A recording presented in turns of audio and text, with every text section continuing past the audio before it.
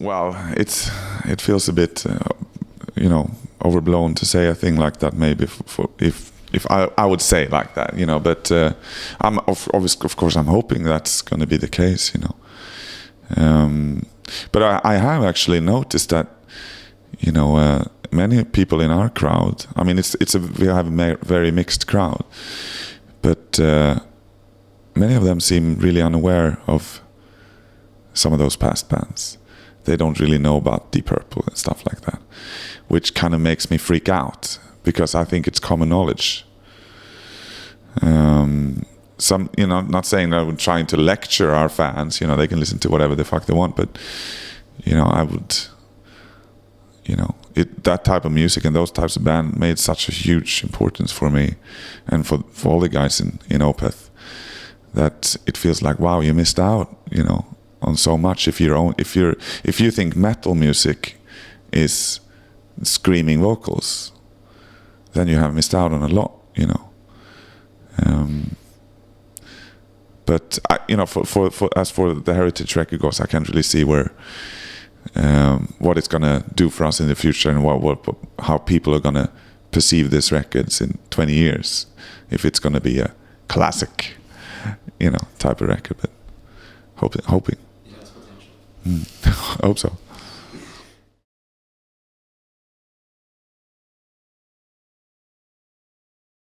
Yeah.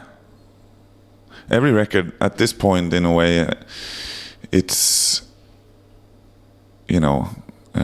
it's our last, you could say, until we do another one. I never really planned for the future. I've always been so into what we're doing now.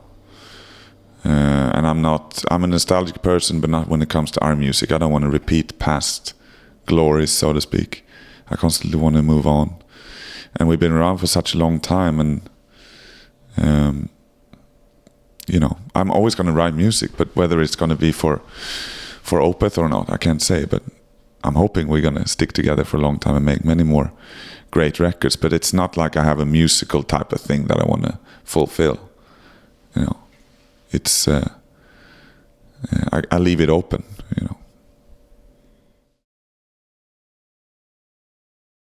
Yeah, I mean, I said that as I got that question a lot since, people are really surprised, like, what, Alice Cooper?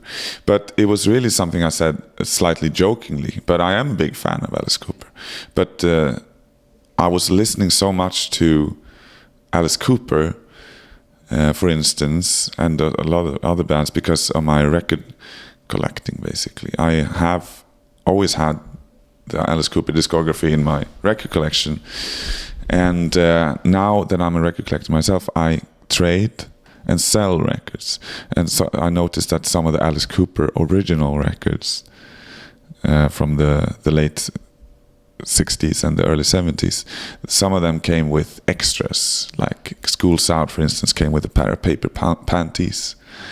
And the Killer record had a calendar.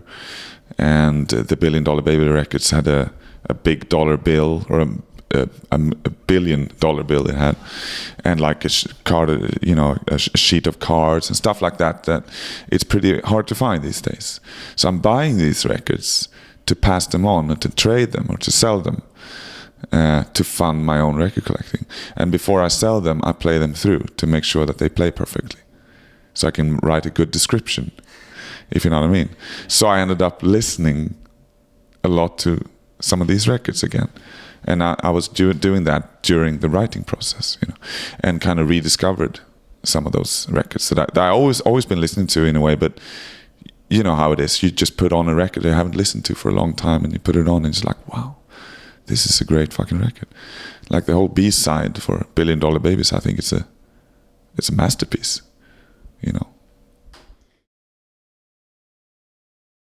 Yeah, I met some of them, through my job. Alice Cooper, I would want to meet. We played in Phoenix, I think. He lives there. Or at least he has a restaurant there. And there was a couple of people who said, like, you can come down to the restaurant that Alice Cooper owns and have dinner with us. And maybe he's going to show. And he's talking about coming to the show too. And I was like, wow, that's pretty cool. But we didn't go to the restaurant, but those guys came with a bunch of LPs for me that was signed by him. So I never met Alice, but I did meet David Coverdale a couple of times. And Ronnie Dio I met. I was at the same wedding as Geezer Butler, but I didn't go dare to say anything to. But there's quite a few people that you kind of went up to and shook their hands. It is amazing for me, but I'm so starstruck, when I meet these guys. I need to get drunk. And I was at the Classic Rock Awards 2 years in a row, and that's just, you got Jeff Beck and Ronnie Wood and Peter Green, and all sorts of, idols of mine. And both these award shows I gotten drunk. And then when I do, I get some little extra bit of courage. But I just make a fool of myself, But I still, the next day I wake up in like panic attacks, like, what the fuck did I say that shitty fucking stupid thing for? But I met him, or met her, But I did this, Peter Green is very fragile these days. He was sitting at the table next to me, and I just walked up to him, punched his back, like, hey Peter, how the fuck you doing? And he was like, he just looked at me and then looked up and said, he's in a very fragile state, and made a fool of myself to some other people too, but it's still fun. I don't have regrets. Well, I was born in the 70s, but I just didn't live. If I was, like I'm 37 now, if I was 37 in 1971, it would be, I think about that all the time. I go back, but it's like people say they're going to go back and like watch the crucifixion, and stuff like that. And I go back to 71 to buy records and to go to shows, and maybe through try to form Black Sabbath before they get together. I don't, like I'm thinking about, like, you've seen so many films on time travel that you change something and the whole world's going to basically explode, so I'm a bit wary of that. But so I think it's a very innocent way of time traveling, to just go and buy records and go catch a few shows. Nothing bad can happen. No, nothing bad can happen from that. So that's basically I do that. Actually. I'm honest. I'd rather go to 1971 than to year 0. So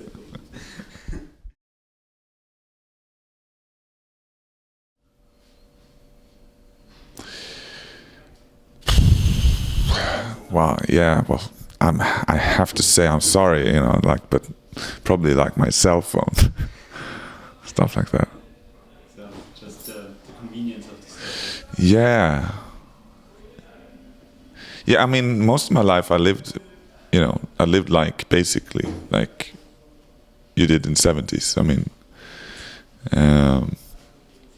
Sweden is a modern society when I grew up, and people did just fine without these, without the cell phones and the internet and that kind of stuff. So I do fine, But of course, there's aspects of today that I think are really good.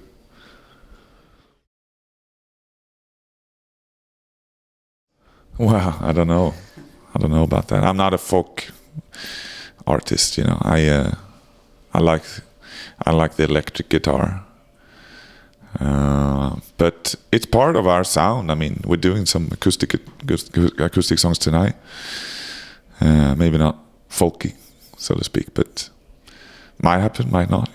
I'm still, Opeth covers everything for me in many ways. I don't really have the need to do like a solo thing, to be honest. Even if I might do it, it's just for fun. It's not like I have the need for it.